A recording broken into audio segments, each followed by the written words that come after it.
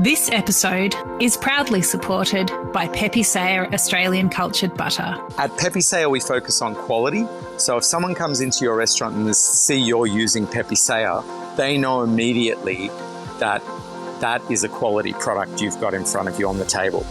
And that comes from a decade of just doing quality butter day after day. For more information, go to pepesayer.com.au. So that's like makes me happy, just, push and push and push. But it's not like a pressure push. We're happy. And I have a very small team, small kitchen, small team. It's almost like a family. This is the Deep in the Weeds podcast. I'm Anthony Huckstep. Traditions, particularly when it comes to food, speak of our past, inform our present, and give a foundation to grow. When it comes to traditions, the old adage, if it ain't broke, don't fix it, often fits. But evolution requires that change should always be up for discussion. How do you successfully listen to the views of older generations but create your own path too? Coskun Uysal is the chef and owner of Tulum restaurant in Victoria. How are you? Thank you, Anthony. I'm very well. Thank you for the invitation. You've made an incredible impact on the culinary landscape, and there's a couple of Turkish operators that have done some amazing things, but you've made quite an imprint. What does it feel like being part of sort of something so new and amazing? What? I'm actually a new guy in this country. So I moved to Melbourne, to Australia, straight from Istanbul almost 6 years ago. And I think I was in a big advantage of not to know the culture here in Australia and didn't have any idea about the Turkish restaurants or Turkish culture in this country. When I find this spot in Kala Street, Balaklava, and I thought, okay, it's a small place, manageable, so let me try. I think not knowing anything about the food and wine culture in Melbourne, in Australia, it's given me like a open page, which is do anything you like, do anything you want without knowing anything what's happening around. I think that was one of the reason. And then the second reason, I think it's because there's nothing wrong with that too, but under Turkish name, the Turkish restaurants all around, it's actually more Middle Eastern culture than Turkish culture. And so I'm concentrated on 100% Turkish culture and Turkish regional, because in Turkey we have 7 regions and each region have different food, different the culture, to be honest. One region only based on olive oil and vegetable, the other region is only based on meat, and the other region is fish. So so it's not just based on kebabs and dips. And so I think that is the reason that we're on the map at the moment. What was it like sort of when you started to try and send that message that Turkish food is so different to what people perhaps are used to in Australia or perceive in Australia? Oh my God. So first, as I said, I'm 6 years here. First 3 years, it was nightmare, literally. And every single night when I close the restaurant, while I'm locking the doors, I said, that is my last. I'm not coming back tomorrow. And it's just almost like in this time of period, I'm actually losing my hairs.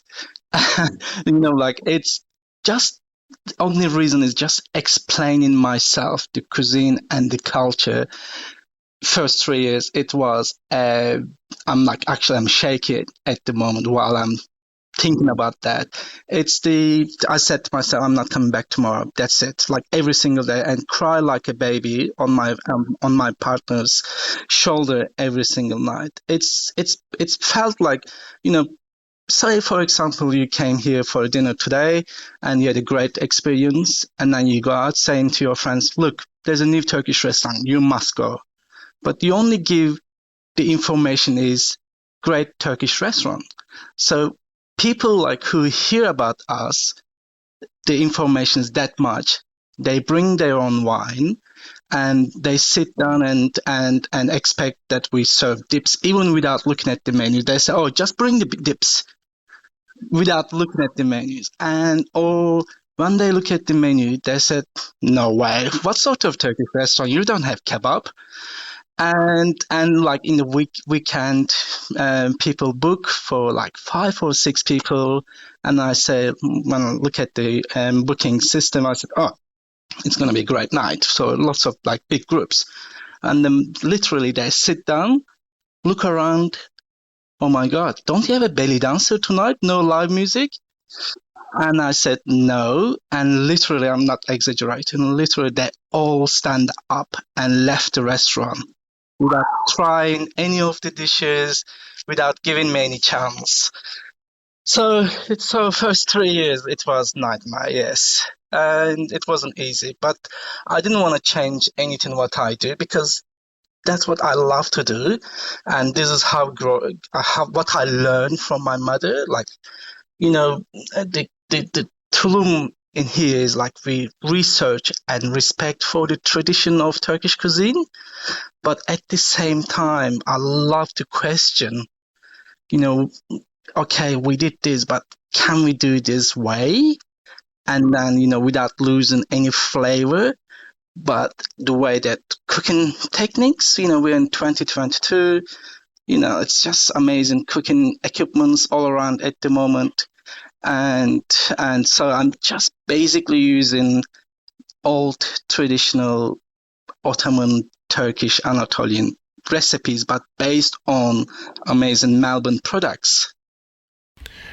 Well, I want to explore the turning point and what you've created there at Tulum, but take us back to Turkey. Where did you grow up and what was food like for you and your family? Actually, I'm very lucky in a way because, I was born in Istanbul and my mother, she's from Çanakkale, which is Gallipoli. And my father, he's from Balıkesir, which is the next town.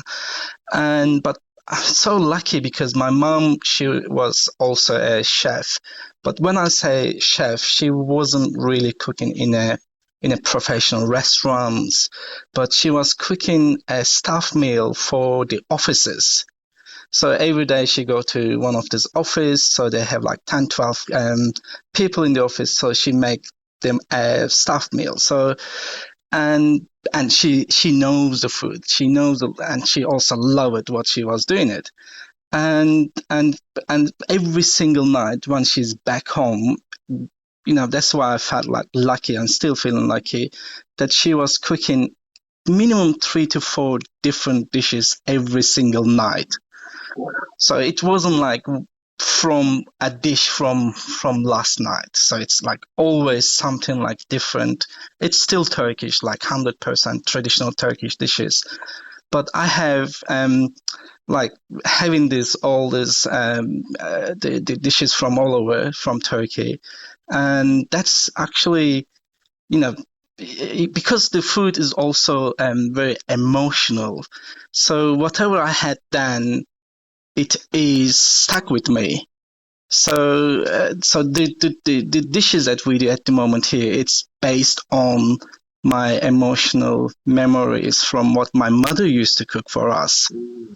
So that's like, because of that I'm lucky. And so I study tourism and hotel management in Turkey, in Istanbul.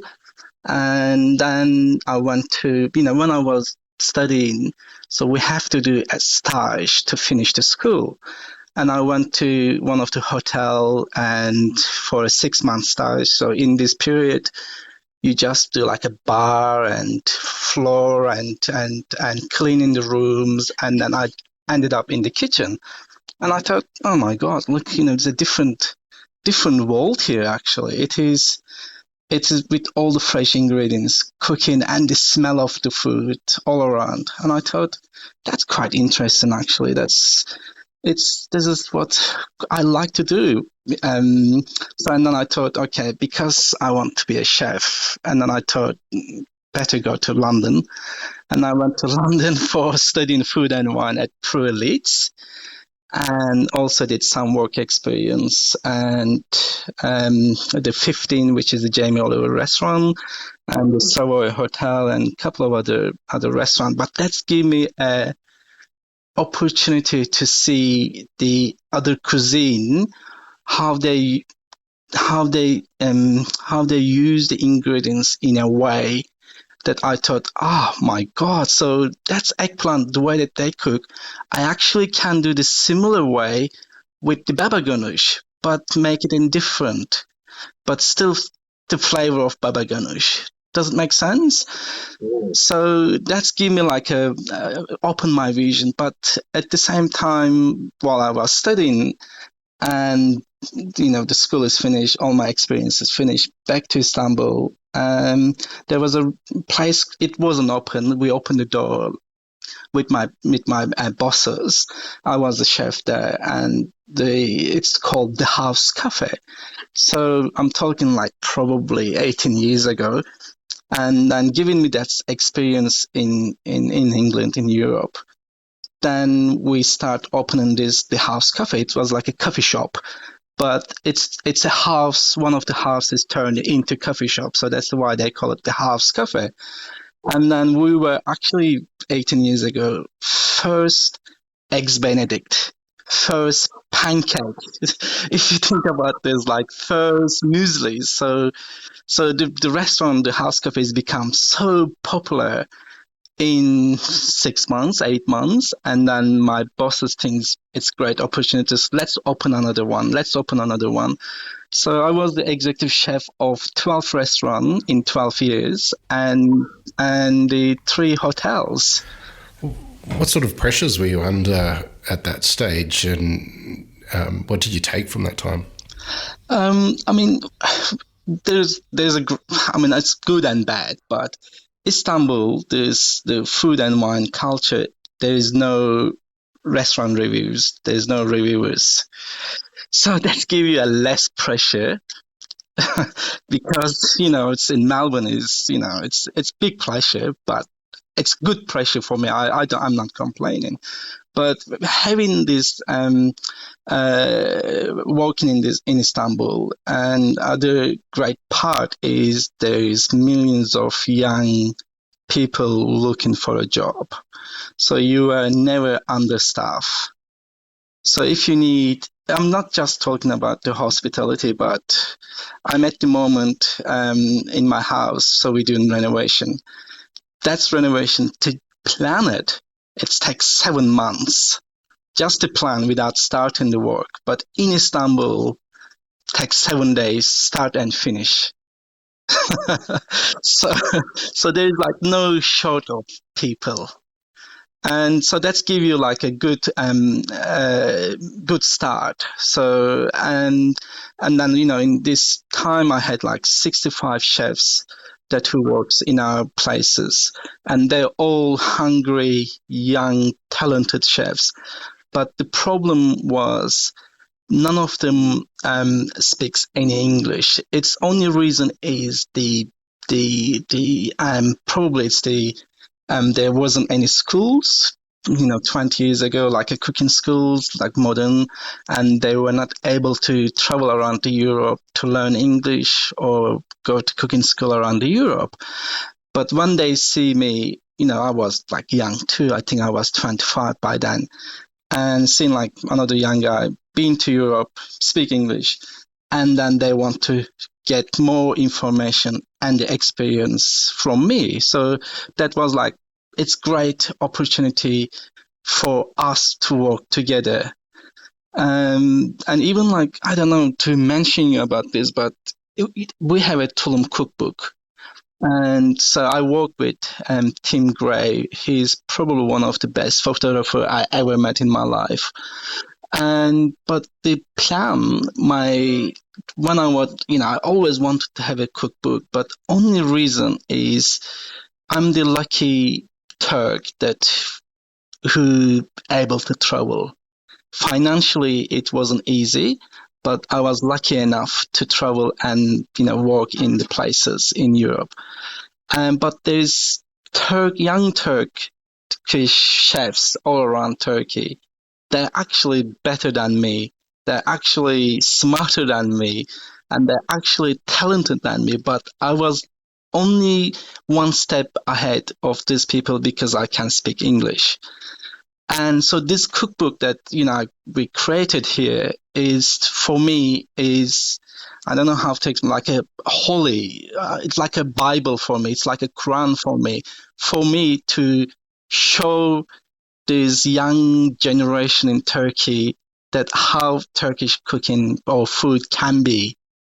Because when I was growing up, I dream about this cuisine, but I didn't have any book to search, anything to read, about this cuisine. It's all like old traditional, which is fine, but there wasn't anything in front of me to give me a sense of direction. So that Tulum cookbook is only come out. It's because of that reason to showcase for young Turks who can't travel. Well, it's an extraordinary book. Who are the main mentors that helped you on your path and gave you the inspiration to do what you do? I mean, my mom is always the inspiration. That's what I learned, like basic cooking. But it's the hard part in our job is to cook actually simple basic stuff. That's the hard part. So I'm very lucky that my mom teach me because in a way, like, she didn't teach me in a way like, okay, Coskun, here is what we do now. It was because she have to work every day, like all day, and I was missing her to be around spend with time with her. So whenever she's home, I stuck, her leg, and she's spent all her time in the kitchen. So I was in the kitchen with her. So I learned, to look at her. She's talking about things, but it wasn't like a teaching. Does it make sense? So she was my biggest inspiration, and also just traveling, eating out in the restaurants, but again, like the way that what I see in other cuisine is, I always think, oh my God, so I can do similar stuff with my own cuisine. So that's the inspiration. So I see food in a different way that my partners see it. What led to the move to Australia? Oh, that's a good question. So that's also the part of reason that being here is actually main part of reason is I met with my partner. His name is Peter. And when I was studying food and wine in London, we just actually celebrate our 18 years anniversary last month. And so he was working in London for Australian government, and I was doing the studying food and wine. So we met, we clicked, we fall in love with each other. And then after a while, my school is finished, back to Istanbul, and his work is finished in London, so he back to Melbourne. And for probably 10 years, we try to keep our relationship in a long distance. And once a year, I came to Melbourne, say like 2 weeks, just to be with him, spend time together.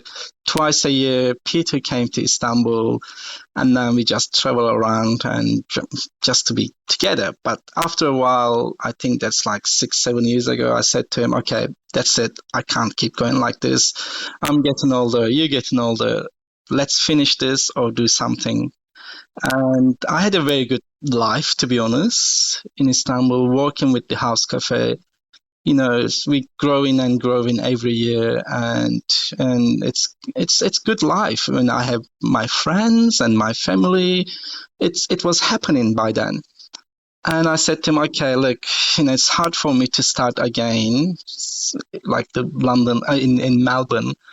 I know the food and wine it's amazing. I didn't think that, I can be that level to compare with the other restaurants. And I want to stay in Istanbul. You should come and try. And then he says, yes, that's great. I can, but the only barrier is he can only speak English. So he says, that means like, why don't you just come just for a year and see what you're doing? And then if it doesn't work, let's think something else again. Oh, so that was a bit pressure actually. And I talked to my boss and she says, look, I won't hire anyone on your position. Just go for a year. And if you feel like, it's not for you, you're not going to happy there, come back. There's a job still here for you. So that's give me make a easy decision actually. But that's the reason, so I moved here. It's because of my partner. So I'm here since then. It was a 1 year, but now it's already 6.5, 7 years altogether. And we're happy. I'm still in love with him. And so I'm actually impressed with myself that publicly I can say I'm in love with Peter. But in Turkey, especially in Istanbul, that's where I was born and grew up, and I wasn't able to stick out. So I have to be careful all the time, and you have to be macho looking all the time, that people don't pick you. You know what I mean? So, but now I'm in this country. I'm now become an Australian citizen, I think already 9 months. And I'm having best time of my life in personal life and with my professional life. And yeah, great. I'm happy to be part of this culture here. You mentioned the challenges of the first couple of years with Tulum, with, crossing sort of people's perceptions and making them understand the depth of Turkish cuisine. What was a turning point for the restaurant in changing that perception? I could actually give you 2 examples with this. The first one, we have a dessert from Ottoman Empire. In Istanbul, there's a place called Topkapı Palace. So chef used to make this dessert which made with chicken to Sultan, but there is no logic to use protein in dessert other than to show off. Hey, I'm wealthy. I can eat protein chicken in my dessert while you can't even find bread. So that's like a show off. Hey, look at me, I'm wealthy. So I thought that's a great story and great dish, which I remember that I used to eat that in Turkey. And I thought, okay, I'm going to put that on my menu. So there's a chicken dessert on the menu, and every single night, again, probably it takes 2 months. I pushed myself, keep it on the menu. So 2 months on the menu, every night, each table, please, just try, just on me, please. Chicken and dessert, no way. So we want, don't you have a baklavas? So, and so 2 months, I said, oh God, okay. Looks like I'm giving up. So I take it off from menu. And then one day, the master chef, they see all menus and they said, can you bring that chicken dessert in our show as a guest judge? I said, what, are you serious? They said, yes, we are. Okay, I said, love to. So I take the chicken dessert and there's a pressure game. And so these guys have to try this my version of this chicken dessert, and they have to find out what is inside this dessert. So they all say cinnamon, this and that, milk. Yep, all correct. But they didn't know actually it's made with chicken. So I have to tell them this dessert made with chicken. So the pressure is they have to make any dessert with a protein. So what's happened?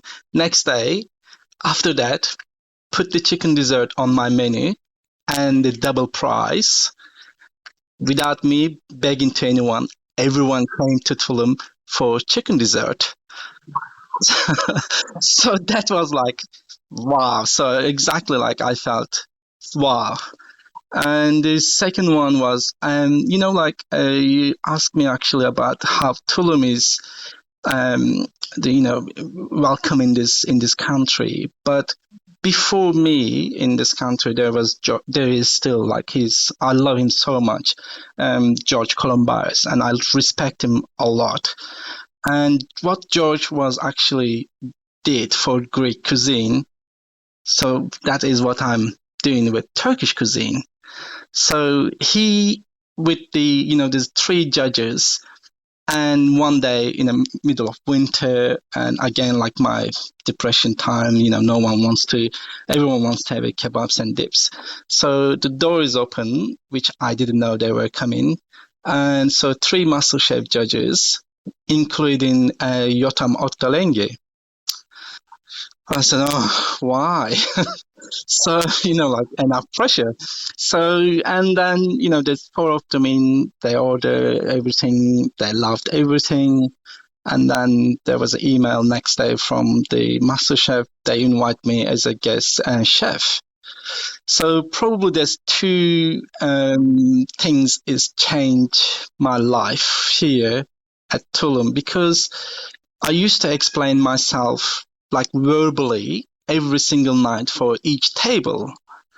So, and then when you're on national TV, so in say 5-10 minutes, whichever, I don't know the time, but then you explain yourself, say in 5 minutes to whole country. So that makes my life easier after that. So people now on, they know we don't do kebabs and dips. So which is great help. So I can concentrate on my stuff, my dishes, all the paperworks, rather than just trying to explain. It's also emotional. It's quite tiring.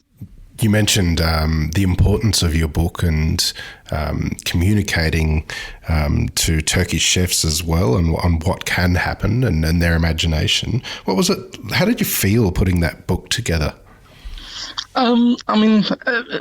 It's not when I, because it wasn't a plan for 2 years, 3 years. It was always in my heart, and I knew always in my head that what I want to do with the book. All those recipes, I knew it. All the regional, I knew it, because the book is also 7 recipes from 7 different regions. So it's just to show to people that it's different cuisine in different region, but it's just working like someone with a team that they take the picture. It's amazing, and I work also with Melbourne book publisher, so they actually allow me to do any styling, the colors and the plates and presentation. So because I knew what I want, so that makes my life even easier. But again, this book is not to make money out of this book. So to be honest, you can't make money out of books unless you're Ottolenghi. You bring out 3-4 books every year. But that was main reason is for me to showcase the modern cuisine and also help for the young chefs in Turkey that unfortunately they can't travel. The reason is, this financial economy reasons that, it's not able to. And so, but I receive a lot of great emails and Instagram messages. This young chefs all around the Turkey. Like some of them, they say, look, we want to buy the book, but because it's online, because it's the dollar, we can't. So I said, don't worry, like we have extras. So I keep sending the books to the young chefs all around the Turkey, just to open their mind, open. So even they have a dream, to bring that dream to reality. Tell us a little bit about your food and the evolution of Turkish cuisine and what you're doing there. Is there a dish or two that you can speak of that sort of exemplifies your cooking? Of course. So, as it's the mainly is I research the traditional Turkish cuisine, also Ottoman, but I also respect that traditions, and it's always been essential parts of the kitchen, that what we do here and what we create at Tulum. And while I respect all this tradition, but at the same time I believe that it should be open for discussion. And then we listen, like my mom, we listen older generation, we listen the older chefs, but I don't want to crush the ideas. There's just, even like sometimes here, our customers, when they eat the dishes, they says, oh, my mother didn't make this dish in that way. That's correct. Yes, that's fine. But that's what I mean. I'm not your mother, and I'm not trying to be your mother. But we're trying to be here, like to because the people, when they say their mother didn't, because it's the emotional barrier. So that's so hard and challenge for us to break that emotional barrier. And then, but actually, when they look at the dish, they say that before they even tasted it. They even like accuse me that I'm not Turkish, but when they actually, because it doesn't look Turkish at all, but that's the main essential part of when we create dishes here. We keep the traditional flavor. 100% have to be the flavor. It's because of what I used to eat. I have to feel that, understand that the smell and the tastes have to be the same, but we just change the way that it looks. And then, one day, even like they say, oh, you're not Turkish, but I said, hold on, just taste, and then I will come back to your table and we'll talk again. And then a couple of minutes later, I'm not exaggerating, and I find these ladies, they actually crying because they say, my God, it reminds me my grandmother's, that she used to do this and that. But I'm just, what I'm trying to do here is just to rethink the Turkish cuisine. That's all I do here. It's not like I don't see myself, we don't take ourselves serious here. Honestly, like we're all like, how many chefs are in the world? Billions, and so if we are one of them. We are not like special people.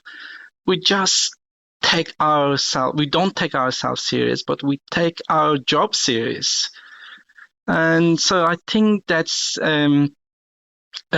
shaped the food, that what we do here. But also, there's all Turkish Ottoman recipes, but mixed with amazing Melbourne products that we can get anything, everything. And but that's the even that in Turkey we have such a big reach, and it's a deep food culture, and we just take one item there, keep the flavor, and change the way how it looks. Nothing like, I don't know. We just don't create a cuisine. It doesn't make sense. The cuisine is already there. The flavor is already there, which makes my life easier. just take that part and then change it a bit and then just serve it. That's simple as it is. Well, it's incredible what you've created. Well, what do you love about what you do? Because it's the creativity. Because also that's I'm very actually proud the cuisine that we have, which is amazing, flavorsome, so tasty. But just take that flavor and taste. Just take that flavor and just turn into the modern world. The dishes. We're in Melbourne. I've been to London, New York, Paris, all those big cities around the world, the food capital they call themselves. But to be honest, Melbourne is the food capital all around the world. Serious restaurants and serious chefs all around. And, just being in this, it's pushed me to catch these people, who's in front of me. Doesn't make sense. So that makes me happy and push me to involve. And we also change the dishes almost maybe 2 dishes every single week, and then something else, and then something else. We used to have a dish called chilber, one of the egg dish, and I think that was a couple of years ago. It's the best dish of the year in Victoria. But it's not on the menu. It's when we receive that, it's not an award, but when they say that it's the best, and then I thought, okay, that's brilliant. So I just can't sit back and then rely on one dish. And the next day we take that off the menu and we just add something else. And so that's makes me happy. Just push and push and push, but it's not like a pressure push. Does it make sense? We're happy. And I have a very small team, including me, 3 people in the kitchen every single day. Small kitchen, small team. It's almost like a family.